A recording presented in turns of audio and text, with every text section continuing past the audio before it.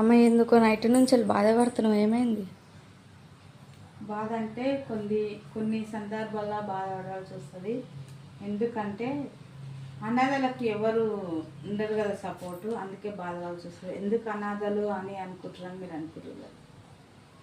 అదే తోడబుట్టిన ఎవరైనా సరే, ముసలి కానీ ముడుగు కానీ ఎవరున్నా తోడబుట్టులకు ఉంటే అదొక బాధ అనేది అనిపించదు. ఎందుకంటే మేము ఎవరిపైన ఆధారపడలేదు. కానీ నాకు నిజంగానే రాత్రి నుంచి చాలా అంటే చాలా బాధ అనిపిస్తుంది. ఒక విషయం ఏంటంటే, మేము ఎవరింటికి కావాలని పోమండి, కావాలని పోము. వాళ్ళ సొమ్ము మేము తినాలనుకోము.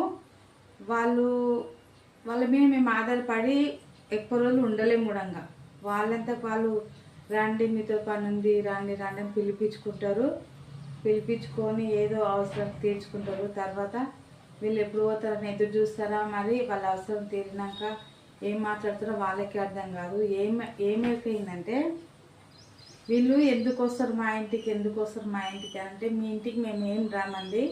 నాకు తోడబుట్టిన లేకపోయినా, నాకు అంత ఆశకు వచ్చినా, నా పిల్లలకు అంత బాధ వచ్చినా, నాకంత బాధ వచ్చినా, నా తోడబుట్టలు లేకున్నా సరే కానీ నేను ఒక గుడికి పోయి 2 రోజులన్నా హ్యాపీగా ఉండొస్తాను.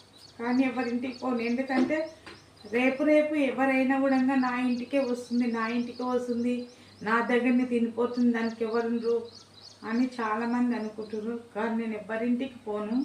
నా కష్టం నా పిల్లలకి నేను సాధితం అయిపోతున్నా. కానీ ఎవరిపైన మేము ఆధారపడము. కానీ మాత్రం చేయకండి, మేము ఎవరింటికి రాము.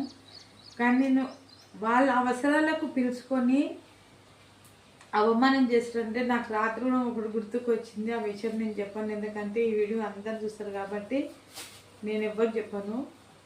కానీ ముందు వచ్చినప్పుడు సందర్భంలో నేను పక్క చెప్తాను ఎందుకనేది, ఎందుకు బాధపడుతుంది అనేది. నేను ఎంత కష్టం వచ్చినా, ఎంత ఆపద వచ్చినా తోబుట్టు వాళ్ళు లేరని నాకు తెలుసు ఆల్రెడీ. కానీ నేను ఎవ్వరు చేయజాపను. నేను ఒకరింటికి పిలిచినా కూడా, పోయినా కూడా నా చేతులారా నేను ఖర్చు పెట్టుకొని తినేసి వస్తా. కానీ వాళ్ళ సొమ్ము మాత్రం నేను తిననండి. అది కూడా మీకు తెలుసు. కానీ తెలిసి అంటారా తెలియక అంటారా తెలియదు, మా ఇంటికి వచ్చి మమ్మల్ని ఖర్చు పెట్టించి మా సొమ్ము తినిపోతుంది. కానీ నేను ఎవరింటికి వెళ్ళినా నేను ఈ మాట అంటారని నా సొంతంగానే నేను ఖర్చు పెట్టుకొని తినేసి వస్తామండి, ఏదైనా సరే. కానీ నేను ఎవరింటికి వెళ్ళను. ఓకేనా ఫ్రెండ్స్, నన్ను మాత్రం బాధ పెట్టకండి. ఫ్రెండ్స్ కానీ మీకుండొచ్చు ఫ్యామిలీ, నాకు లేకపోవచ్చు. కానీ నాకు చాలా బాధ అనిపిస్తుంది. ఓకేనా ఫ్రెండ్స్, బాయ్.